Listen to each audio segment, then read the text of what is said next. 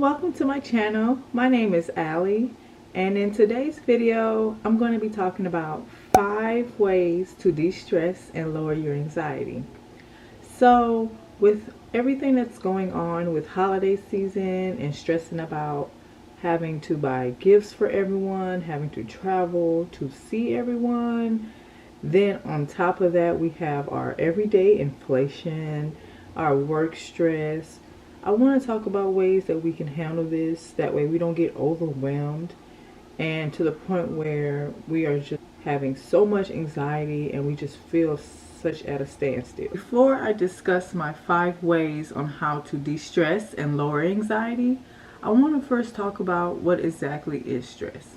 So stress literally occurs when we have feeling that something may be harmful to us. It may not be as bad as back in the day when we were literally like cavemen and having to deal with everyday animals that may come and try to attack us, but it's a way in which our body produces the flight or fight reaction, and it also triggers certain parts of our body like having increased blood flow. You're also having shortness of breath, sweaty palms, and something where you're having quick breaths known as hyperventilation. This was literally helping us to survive back in the day. Moving forward to the more modern times, something as little as having a presentation can still trigger those little fight or flight reactions. And even though we know that it's not dire life or death, our body doesn't. Our body just wants to help us basically stay alive. Though stress can sometimes be perceived as a more negative experience, having little minute stress can actually be a good thing. It can be a good thing in a way where, say if you have a test coming up, you have a meeting where you have to do a certain level of talking in front of an audience, maybe filled up 10 to 20 more people, or even a game like a football game, basketball game, volleyball game, and you're going to be like the lead performer. Like those little feelings you have in your stomach is also a form of stress. You can take that little bit and we use it as a motivator to help improve our endurance, to help us focus and better concentrate for what we have ahead. Like for example with me, when I used to be in school and I knew I had to like present a project, I knew like, oh man, I got this project coming up, I'm having butterflies. Every day that it gets closer to that freaking presentation, I'm literally like, that's all I could think about. My stomach's churning. My brain is constantly telling me like this is something that I need to like really take seriously. But we can take that type of stress that is kind of minute in a sense and use it as a motivator to actually help improve our performance in whatever situation that we have to deal with. So stress can be a good thing. It's kind of annoying to have a balance. You don't want to have no stress to where you just oh, I don't care about nothing, I'm just going with the flow. But then you don't want to have so much stress that you're literally just tightening up all your muscles and you're literally like, can I do anything? So number 1 is when dealing with stress or when you feel like your anxiety is just off the charts, you can just binge watch your favorite show, whether it be on Netflix, Hulu, whatever type of show or channel or base that you like. Honestly, doing this may seem like, I'm just trying to distract my brain. But honestly, it's like a healthy distraction. What I learned from my therapist is that sometimes when you feel like you're getting ready to have a panic attack, which sometimes stress can lead to that, anxiety also can lead to having anxiety attacks, panic attacks. It's good to kind of like distract your brain from it getting to the point where now you're having to maybe go to the hospital, or maybe now you're having to put yourself in a room and constantly tell yourself everything's going to be okay. Just something like watching your favorite TV show. For example, I love anime. I'm a big One Piece fan, so if you're a One Piece fan, let me know down below who's your favorite character. I can literally talk about One Piece all day, every day. That is like one of my favorite shows. And I actually used that show back when I was first diving into therapy and learning ways of how to ground myself when I was feeling anxiety. And it's kind of like those healthy distractions because some people do have what I call unhealthy distractions, where you are smoking, drinking, doing all kinds of drugs, maybe partaking in like over excessive amounts of sex, porn. Those are what I consider unhealthy distractions. So having something on the more healthier side can actually be beneficial in a way where you're probably like 4 or 5 episodes in and you completely like forgot what was it that completely was getting ready to have you have a panic attack. The great thing about it is that you may be having like a bad day where you're literally going through Murphy's Law. Anything that can happen will, and it's happening to you. So just taking the time to like let go of the world, being disconnected from the outside world, losing yourself in that reality of the show, having a few laughs, that can really help you, and it can make your brain think, okay, this is really not that bad of a situation that I'm going through. That's one way to help yourself. So if you ever feel yourself that you're going to get ready to have a panic attack and you have your phone, a laptop, TV, just put on your favorite show and give it a try. So number 2 on my list of ways to de-stress and lower your anxiety is listening to a podcast. So if you're someone who actually doesn't like to watch TV, I know a lot of people that they don't like to watch TV. If you don't like watching TV, I highly recommend you listen to a podcast, because there is just so much to go with podcasts. Like, you can listen to different genres, different people. There's so many influencers as well that have their own podcasts.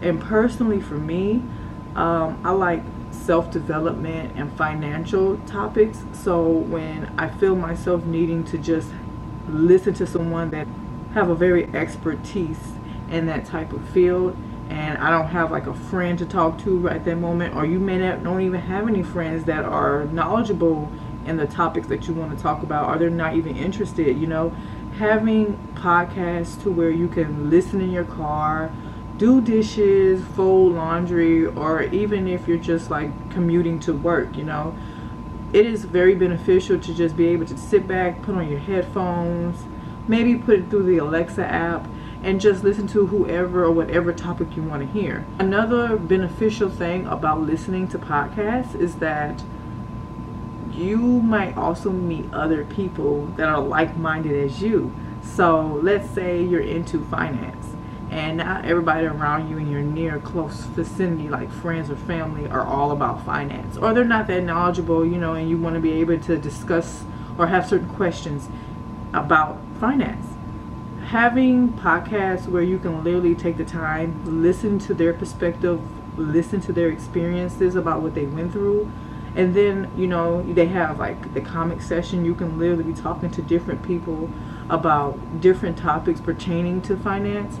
It kind of helps you in a sense of feeling like you're not isolated and not alone with certain things. And in my opinion, if you don't watch TV and you feel like podcast is the way to go, who knows what you're doing when you're in a mall or at a coffee shop and you got your headphones in. So definitely give that one a try. Let me know if that was a good one for you. I do have a couple of people that I like to listen to. And the great thing also, before I go on to the next topic about podcasts,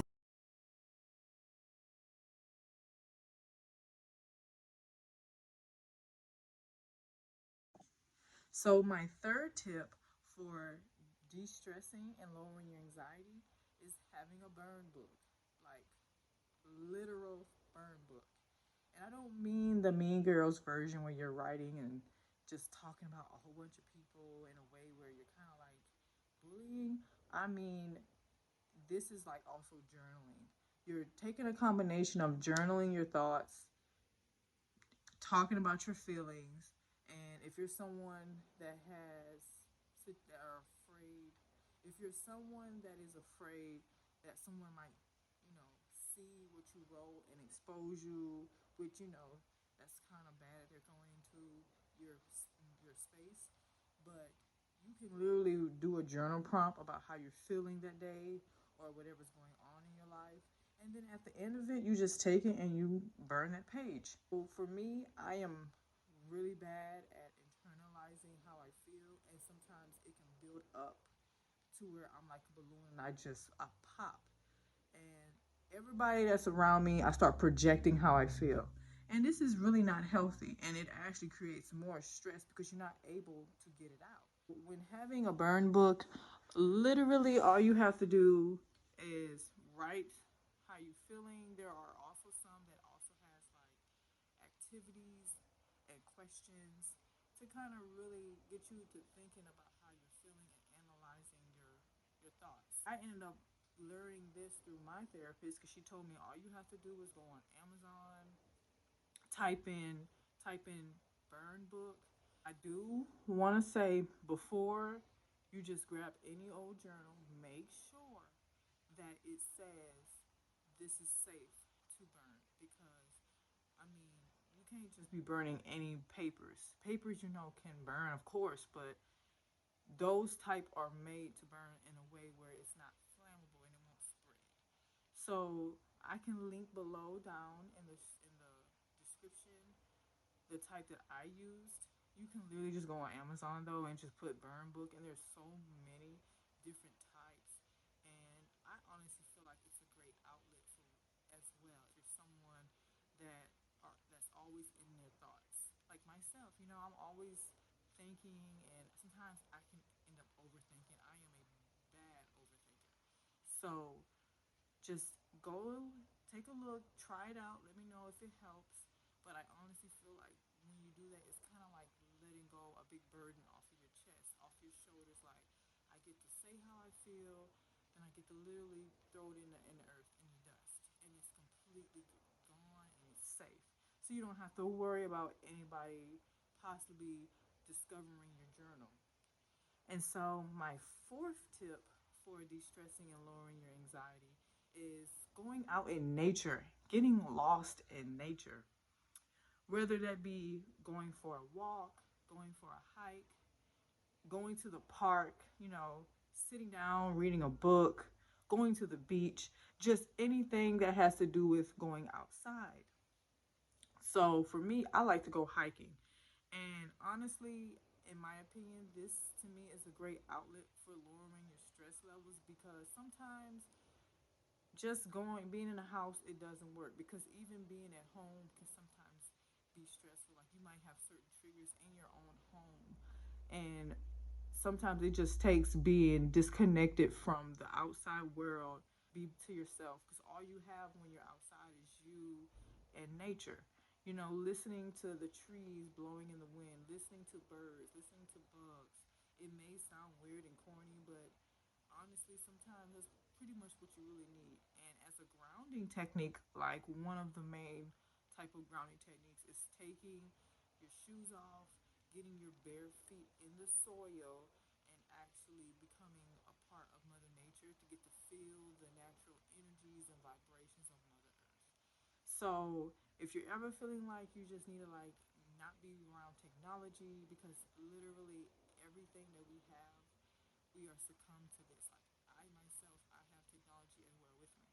Sometimes, I just need to disconnect from that because you can become so distracted with everything that you don't have time to even think the thoughts that may help you calm down.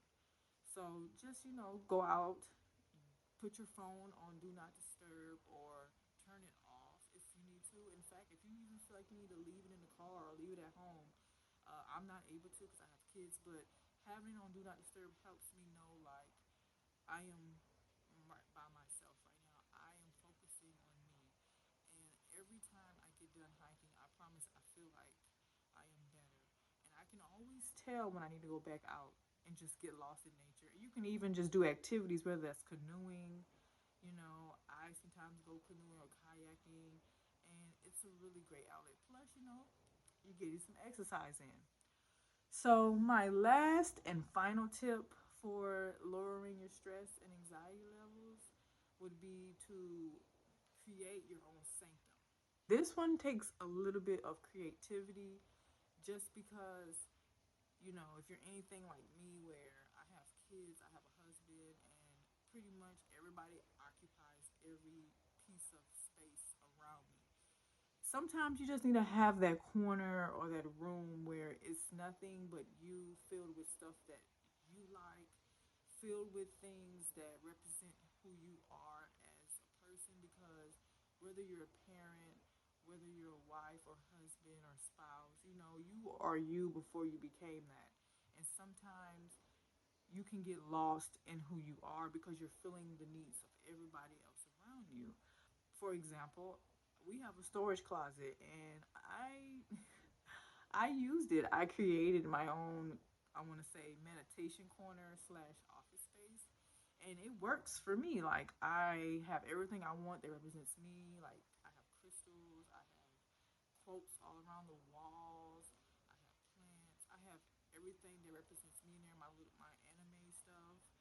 And whenever I feel like I just need to go in there and cry, scream, or just sit in silence, like that also helps me lower my stress levels because I know when I'm going in here that this is just for me. It's not me as a mom. It's not me as a wife or me as somebody's work employee.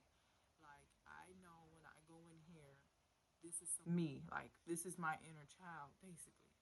So this one takes a little creativity because you might have to just get a corner or a piece of your room, or you might have to do like me, get a closet, get a garage. But that's somewhere where once you're in there, nobody is allowed to go in, nobody is allowed to invade in your space.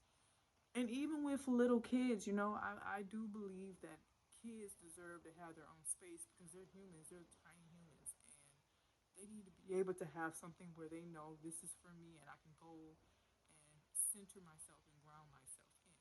So if you have to, do what you have to do and let me know how that works for you. Those are my 5 tips to de stress and lower your anxiety levels. I do want to say that with everything that's going on nowadays, we cannot control everything, but we can control how we react and what we do to help ourselves. And that's what I'm about. I want to help you. So I will give you literally my real life experiences and what I do to help myself in hopes that my experiences, my mistakes, my wisdom will branch off and inspire somebody or help somebody with whatever situation they have going on. So if you found value in this video, if you like this video, comment below, like, subscribe, and share to a friend or to a person that you feel like may need this. And without anything else, if you have any other ways that you feel like you may lower stress and anxiety, I would love to hear your thoughts. I'm very open minded. I want to know more too, so I can even use them and try them. Life is a journey. So, with all that being said, I'll see you in my next video. Bye bye.